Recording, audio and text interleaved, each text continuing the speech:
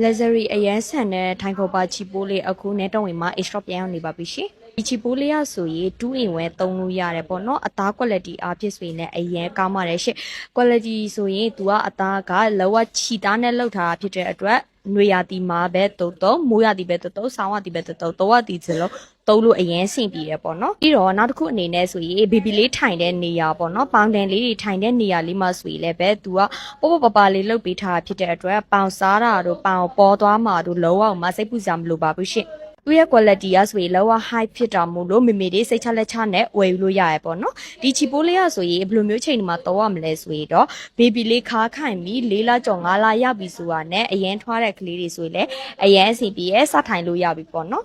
ဒီချီပိုးပိုးတဲ့ပုံစံလေးကိုလည်းပဲဗီဒီယိုမှာအသေးစိတ်လေးပြပေးထားတယ်ပြီးတော့အိတ်ကက်လေးတွေလည်းပါတာဖြစ်တဲ့အတွက်ဖုန်းတွေပါတွေထည့်မယ်ဆိုရင်လည်းအရင်အဆင်ပြေတယ်ပေါ့နော်ပြီးတော့အကုန်လုံးဆိုရင်လည်းပဲအဖြုတ်အတက်အရှင်အကုန်လုံးရတာဖြစ်တဲ့အတွက်မေမေတွေဘယ်သွားတဲသွားလို့လည်းအဆင်ပြေရဲ့ပြီးတော့ baby လေးအိပ်ပျော်သွားတဲ့အချိန်ဆိုရင်လည်းပဲကာတဲ့အနေနဲ့ဆိုပြီးတော့မှ cover လေးလည်းထည့်ထားပေးတာဖြစ်တဲ့အတွက်အရင်အဆင်ပြေပါတယ်ရှင့်ကလေး9လလောက်ကနေပြီးတော့မှ3နှစ်လောက်ထိ AC သုံးလို့ရတယ်ဆိုတော့ဒါလေးကိုဝယ်မယ်ဆိုရင်တော့ဆိုင်လိပ်စာလေးကယူဇနာပလာဇာအနီးယူဇနာလန်နဲ့ခဲထမလန်ရဲ့တောက်မှာမနက်9:00နာရီကနေပြီးတော့မှညနေ6:00နာရီထိပေးရမရှိဖွင့်လှစ်ပေးထားပါတယ်ရှင်